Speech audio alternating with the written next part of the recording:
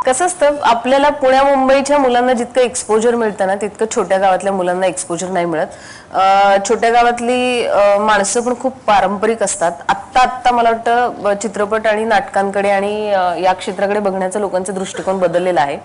पण अजूनही मला असं वाटतं काही गावांमध्ये खेड्यांमध्ये लोकांना असं वाटतं की नाही हे क्षेत्र म्हणजे मुलींसाठी वाईट आणि मग मुलींनी जाऊ नये, मुलींचं शोषण केलं जाईल इथे वेगवेगळ्या पद्धतीने असे समज असतात। मीही अशा एक अत्यंत मध्यमवर्गीय साध्या फॅमिलीतून आलेली आहे। मला काहीच बॅकग्राऊंड नव्हतं या क्षेत्राचं, त्यामुळे माझ्या आईच्या मनातही खूप भीत्या होत्या जेव्हा मी डिसिजन घेतलं की मला ह्या क्षेत्रामध्ये काहीतरी करायचंय। खरं तर मला ह्या क्षेत्रात यायचंच नव्हतं म्हणजे मला डॉक्टर व्हायचं होतं आणि काही टक्क्यांनी माझी ऍडमिशन हुकली मेडिकलची आणि त्याच्यानंतर मला फार वाईट वाटलं की मी डॉक्टर होऊ शकले नाही। आणि मी लिहित होतेच, मी वयाच्या 14व्या वर्षापासून लिहायला सुरुवात केलेली आहे आणि 16व्या वर्षी माझी पहिली कथा सर्वोत्कृष्ट कथा म्हणून ललित नावाच्या मासिकामध्ये प्रसिद्ध झाली। आणि दिवाळी अंक होता, तो दिवाळी अंकामध्ये प्रसिद्ध झाली आणि मग मला तो छंद लागला की अरे, आणि पैसे मिळायचे, अगदी 150-200 रुपये मिळायचे, पण त्यावेळी ते खूप होते माझ्यासाठी।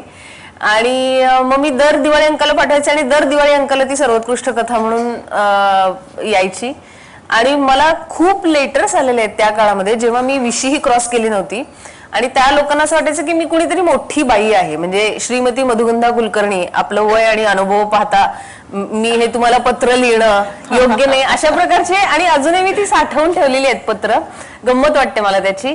आणि खूप रिस्पॉन्स मिळाला मला लोकांचा आणि तेव्हा मला जाणवलं की मला हे आवडतंय करायला, म्हणजे मला ती गिफ्ट दिलेली आहे निसर्गाने आणि मला ते आवडतंय करायला आणि मला जे करायला आवडतंय ते लोकांना आवडतंय हे मला जाणवलं। आणि मला एनिवे मेडिकलला ऍडमिशन मिळाली होती तर मग कुठल्याही मध्यमवर्गीय आई वडिलांची जशी अपेक्षा असते तशी माझ्या आईची अपेक्षा होती की ठीक आहे चल डॉक्टर नाही झाली मग निदान आता MSc करून लेक्चरर तरी हो, काहीतरी प्रेस्टिजियस क्षेत्रामध्ये जातो म्हणजे जिथे समाजामध्ये थोडंसं आदराने बघितलं जाईल वगैरे।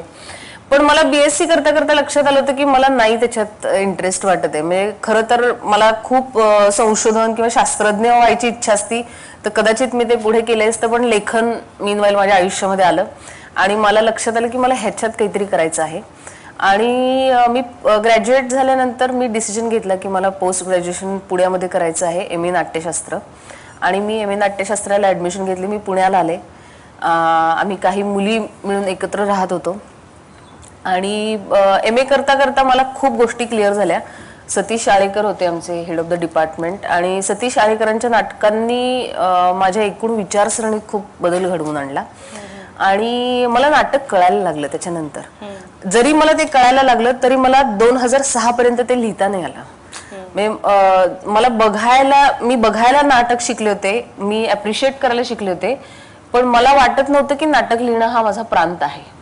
आणि नाटक मी लिहिलंच नव्हतं त्याच्या आधी, पण मी अभिनेत्री म्हणून माझं करिअर सुरू केलं। लाली लीला झालं होतं, त्याच्यानंतर बरीच नाटकं केली मी आणि नंतर मला खूप खंत वाटायला लागली की आपल्या वाट्याला चांगली नाटकं काय येत नाहीत, म्हणजे चांगली लिहिलेली नाटकं आपल्याला काय येत नाहीत। मग काही काळ लेखक कसे आजकालचे असा जो एक सूर असतो की काही लिहिलंच जात नाही वगैरे असा लागला सूर। आणि मग मला असं लक्षात आलं की दुसऱ्यांना ब्लेम करण्यापेक्षा आपल्याला जर एवढं वाटतं आहे तर मग आपण ते लिहिलं पाहिजे। म्हणून मग मी माझं पहिलं नाटक लिहिलं, त्याचं खरं तर नाव सुखी माणसाचा सदरा होतं। एक आध्यात्मिक गुरु आणि त्याच्या आयुष्यात आलेली एक मुलगी अशी ती गोष्ट होती आणि ते नाटक मी परेशला वाचून दाखवायला गेले, कारण मी पहिल्यांदा लिहिलेलं नाटक होतं आणि मला कुणाचं तरी मत हवं होतं त्याच्याबद्दल। मी परेशची बरीच नाटकं पाहिली होती, म्हणजे मुक्काम पोस्ट बोंबिलवाडी आणि लग्न कल्लोळ, समुद्र, आणि मला तो डिरेक्टर म्हणून खूप आवडला होता आणि मला असं एक वाटत होतं की ह्या डिरेक्टर बरोबर आपल्याला काम करायला मिळालं पाहिजे, मग खूप भारी। आणि म्हणून मी जेव्हा नाटक लिहिलं तेव्हा मला असं वाटलं की त्या हुशार माणसाचं मत घेऊया आपण की काय मला जमलंय का लिहायला। म्हणून मग मी परेशला फोन केला आणि मला एक आहे माझं की मला कमिटमेंट पाळणारी माणसं फार आवडतात, म्हणजे मला शब्द पाळणारी माणसं, वेळ पाळायला जमते नाही जमते पण शब्द पाळणं खूप आपल्या हातात असतं।